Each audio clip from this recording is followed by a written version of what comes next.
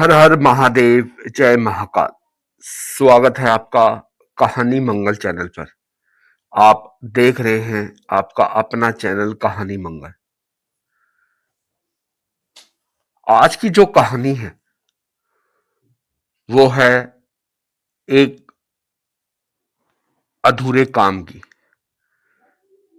एक झूठ से लड़ने के लिए एक आत्मा ने कैसे बदला लिया, कैसे उसने सच साबित किया, कैसे एक दुर्घटना को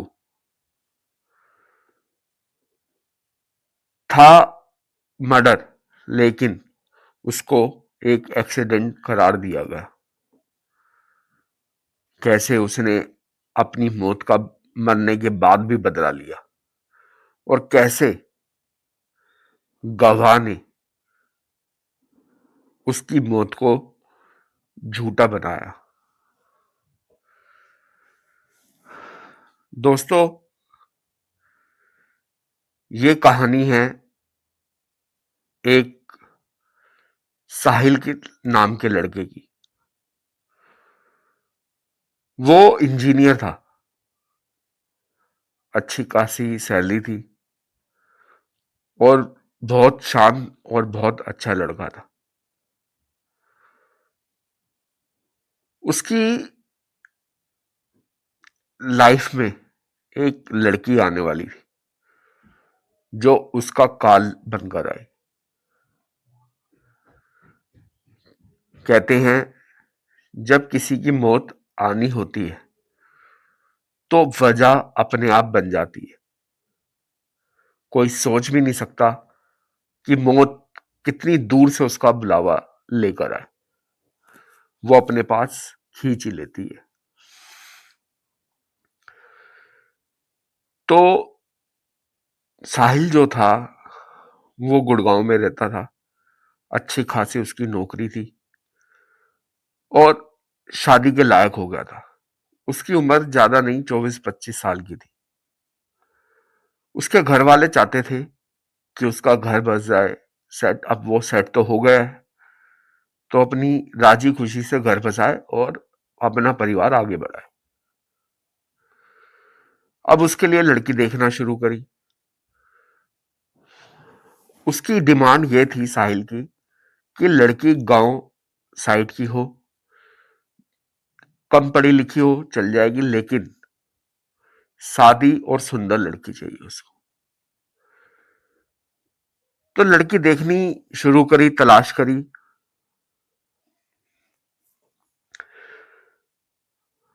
एक दो हफ्ते बाद उसके लिए एक रिश्ता आया जो उसके गांव के ही किसी जानकार ने उसको बताया था कि लड़की 12 पढ़ी है और बहुत सुंदर भी है और समझदार भी है। वो घर तुम्हारा अच्छे से, घर का, तुम्हारे माँ बाप का अच्छे से ध्यान रखेगी। तो साहिल को फोटो दिखाई जाती है लड़की की, उसको पसंद भी आती है। अब वो, उसके घर वाले, वो अब प्रोग्राम बनाते हैं लड़की से मिलने का। अब वो उसके गांव जाते हैं। एक झलक में ही साहिल को लड़की पसंद आ जाती है, सुंदर, सादी, जिस हिसाब की वो लड़की ढूंढ रहा था। दोनों में आपस में बात होती है, सहमति होती है और रिश्ते के लिए हाँ हो जाती है। अब 3-4 दिन में क्या होता है कि साहिल उससे बात करना शुरू कर देता है, लड़की भी बात करती है, दोनों में थोड़ी थोड़ी अटैचमेंट शुरू हो जाती है। लेकिन क्या होता है, तभी पता लगता है कि लड़की का रिलेशन गांव के ही किसी लड़के से। लेकिन गांव में ऐसा होता है कि एक गांव में शादी नहीं हो सकती, एक गांव में उनको भाई बहन माना जाता है। गांव वाले और उसके परिवार वाले ऐसा होने नहीं देंगे। लड़की के घर वालों को पता था, लड़के के घर वालों को भी पता था, और किसी को ये बात पता नहीं थी कि ये दोनों एक दूसरे से प्यार करते हैं। उन्होंने दोनों को धमकी दी, अगर ऐसा हुआ तो हम तुम्हें छोड़ेंगे नहीं। अब लड़की ने तो ये सब चीज भुला दी, उसने आगे बढ़ना चाहा, क्योंकि साहिल बहुत अच्छा लड़का था, उसकी नौकरी अच्छी थी, सब ठीक था। उसने लड़की ने सब भुला दिया, लेकिन लड़के का नाम था राजेश, वो इस चीज को नहीं सह पा रहा था, क्योंकि वो उससे बेहद प्यार करता था। अब उसको पता चला कि लड़की रिया और साहिल दोनों मिलने लगे। ये बात राजेश को बिल्कुल भी पसंद नहीं थी, क्योंकि वो उससे बहुत प्यार करता था, वो उसको किसी और के साथ नहीं देखना चाहता था। अब क्या होता है, राजेश प्लान करता है, राजेश के पास भी काफी पैसा होता है, उसके बाप का बिल्डिंग मटेरियल का काम है, बहुत अच्छा पैसा है। अब वो क्या करता है, वो सोचता है अब इसकी जो समस्या किसी और ढंग से हल करनी पड़ेगी। अब साहिल एक बार उसको रात को मिलके जा रहा होता है, रिया का बर्थडे होता है, तो देर रात उसको मिलके जा रहा होता है वापसी। ये बात राजेश को पता होती है। अब वो क्या करता है, उसका एक्सीडेंट करा देता है। एक्सीडेंट जब वो करवाता है, गांव का ही एक लड़का उसको देख लेता है, राजेश को उसका एक्सीडेंट करते हुए, कि इसने उसका जानबूझ के एक्सीडेंट किया है। साहिल बाइक पे होता है, उसको गाड़ी से उड़ा दिया गया होता है। साहिल ऑन द स्पॉट मर जाता है।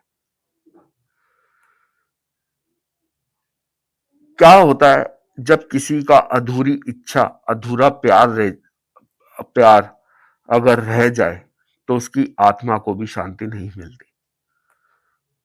वो भी चाहता है, एक किसी से जब अटैचमेंट हो जाती है तो उसकी आत्मा भी वो अटैचमेंट छोड़ नहीं पाती, वहीं भटकती रहती है अपनी अधूरी इच्छा के लिए। अब उसका एक्सीडेंट हो गया, ऑन द स्पॉट मर गया। अब वो धमकी देने लगा राजेश को, जिस लड़के ने उसको देखा था एक्सीडेंट करते हुए। उसने कहा, मैं पुलिस वालों को सब सच बता दूंगा कि तूने जानबूझ के इसको मारा, और मैंने अपनी आंखों से देखा। राजेश घबरा जाता है। राजेश उसको पैसों की ऑफर करता है, और वो मान भी जाता है। राजेश उसको करीब 2 लाख रुपए देता है। अब वो सब शांत हो जाता है। अब जिस दिन वो पैसे लेता है गवाह, उस दिन रात से ही उसकी नींद हराम होना शुरू हो जाती है। कभी उसको बुरे सपने आते हैं, कभी साहिल उसके सपने में आता है कि तूने धोखा किया है, तुझे सब पता है, मेरा एक्सीडेंट नहीं हुआ, मुझे मारा गया। तो वो डर के एकदम अचानक उठता है। वो सोचता है ये तो मेरा वहम है, मुझे ऐसे ही दिख रहा होगा।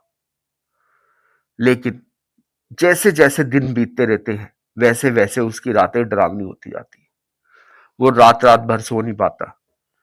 कभी उसके सामने काले कौवे नजर आते हैं, कभी चमगादड़ नजर आते हैं, कभी साए नजर आते हैं। वो 1 मिनट भी सो नहीं पाता, और दिन में पागलों की तरह सोने की कोशिश भी करता है, लेकिन उसको नींद नहीं आती। अब वो डिप्रेशन में चला चला जाता है, बैठे बैठे बड़बड़ाने लगता है। उसके सपने में एक दिन बिल्कुल साक्षात साहिल आता है।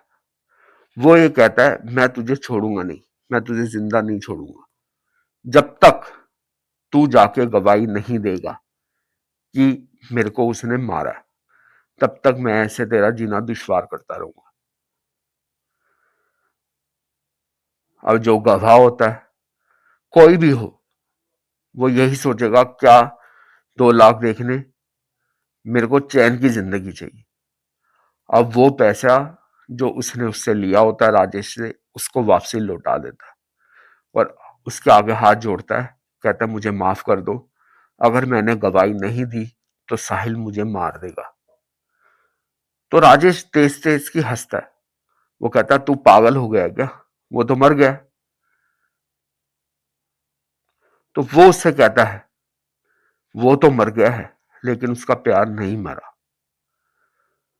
वो अगले दिन जाकर सारी गवाही देता है, फिर राजेश को सजा होती है। इस तरीके से साहिल अपनी मौत का बदला लेता, और उसकी जो अधूरी इच्छा होती है वो पूरी तो नहीं हुई, लेकिन जो उसका बदला था, जो उसकी मौत का बदला था, वो पूरा हो गया। दोस्तों, ये थी कहानी एक अधूरे प्यार की, जो पूरा तो ना हो सका, लेकिन उसने अपने मरने के बाद भी अपने कातिल को नहीं छोड़ा। वीडियो पसंद आई हो तो लाइक करें, चैनल को सब्सक्राइब जरूर करें। मिलेंगे नेक्स्ट वीडियो में, तब तक के लिए आप अपना और अपने परिवार का ध्यान रखें, और एक बार जरूर प्यार से बोलिए हर हर महादेव, जय महाकाल। धन्यवाद।